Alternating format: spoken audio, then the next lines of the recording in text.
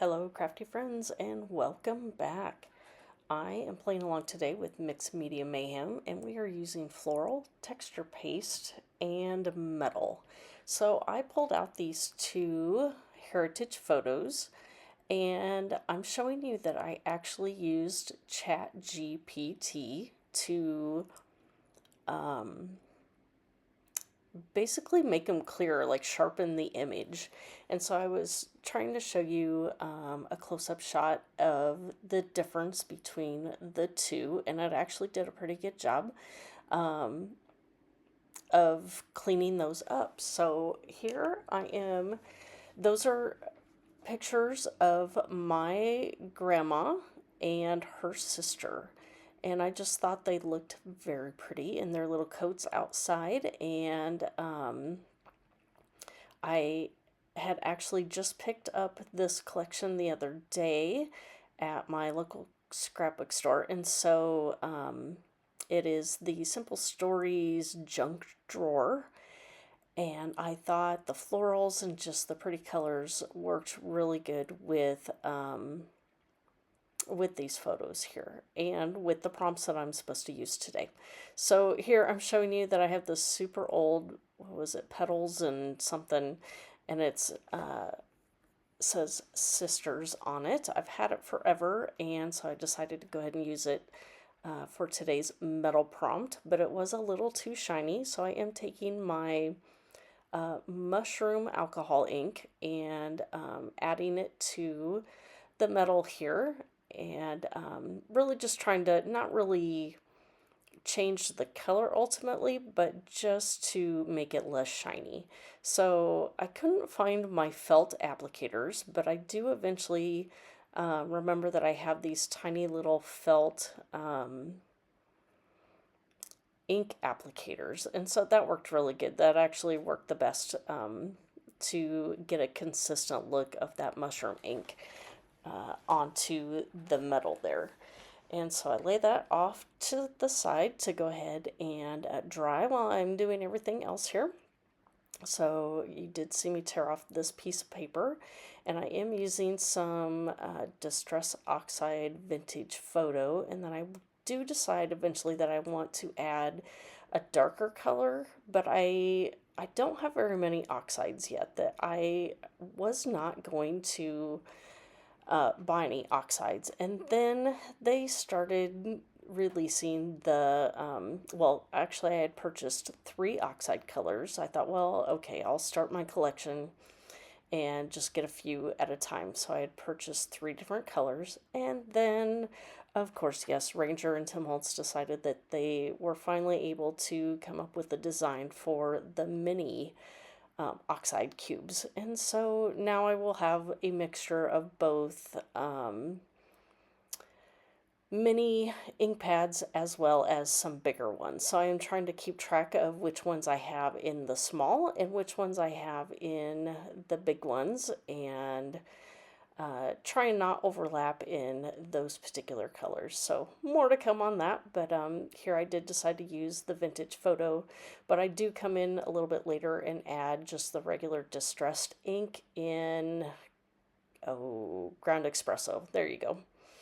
And so I am adding the 2 different colors here, and you can see I've started to put some of my clusters together. That I have some items from the 12 by 12 sticker sheet. I've got a few things from one of the ephemera packs, and the beautiful sticker is from the foam stickers. And there are a few of the foam hearts around that title as well, and so I will scatter those around the layout as well once I have everything down. So that floral tag is actually from the tag paper as well. So I did actually touch multiple things. And then, of course, the black mats that I have on these photos, that was from the 6x8 paper pad, but it was from the Simple Vintage Essentials. So I received that paper pad in a mystery box a while back, and so I just thought I would use a piece of that to map my photos. So here you can see I'm kind of dry fitting where my title is going to go, And I do have the foam sticker down, and I'm trying to nestle that the letter T in below that little swoop of the letter from Beautiful. And then I did put their last name on using some tile stickers. And then here I'm looking for some little hearts or embellishment to add in that trapped space there. So I put a little black heart, and then I will put, I believe, one of the foam sticker hearts in there as well. And so I did pull out my cream colored twine and put that through my tag there.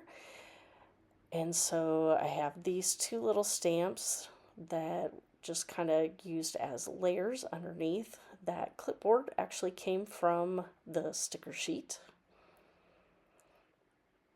And so I'm actually going to put their first names using some tile stickers as well. Those will be in black, and they are super old. They're from Making Memories, I think, and I'm down to very little on those pages, but I was able to make a few using my white pen. I was able to turn a few C's into E's and get their names on that clipboard here. So doing some distress work on a few items on the page as well, which included the tearing as well as on this drawer piece that I'm using just as a layering piece. And so now that I cut the top off, that I did go ahead and ink that up again. Since I didn't have the top distressed around the outside edges, I did go ahead and just leave the top just inked and not distressed. Oh, I did also purchase the chipboard stickers as well, and so that's where that key came from. And now I'm just adding some leftover foam pieces to the back here, and add that to the top that says remember. And now, oh yes, and this is also from the chipboard piece. It is a button. I was going to use it somewhere else, and then decided to use that row of buttons down below instead of the single button. So here I do tie my twine into a bow onto the tag. And now I'm going back in around the outside of the layout, adding the darker ground espresso. So I have two different layers of brown on the outside, just kind of gives a little more dimension. And oh, I do need to go back and trim off that tag as well. So I still don't think I've done it. I know I hadn't done it when I took the photos. And so here I get almost done, and then remember that I need to add texture paste. So I have this, I think it's called Blush, and it's stencil butter. And so I'm getting my stencil down here with the magnet, and I'm just going to try and be real careful and put the texture paste here in 3 different places. And this is a Tim Holtz stencil that just has some pretty flowers, and I've actually used this a lot more than I ever thought I would. So this has been a fantastic purchase for me. And then obviously you saw that I had to pry up that embellishment area there at the top because I needed the stencil to sneak underneath so I could have the stems and the roses look like they were draping down from that particular piece. And let's see, and then the third one for my visual triangle, I go here, just a small little piece above the photo here of my grandma and her sister. So they're just kind of trying to clean things off real quick. And here are the final photos. So if you have any questions for me, please feel free to leave those down below. I will have a link for everybody playing along to Mixed Media Mayhem. There is a playlist listed down below, so go check them out. And here are the close-up shots. I will have links to my social media accounts as well. So thank you for stopping by, and we will see you next time. Bye.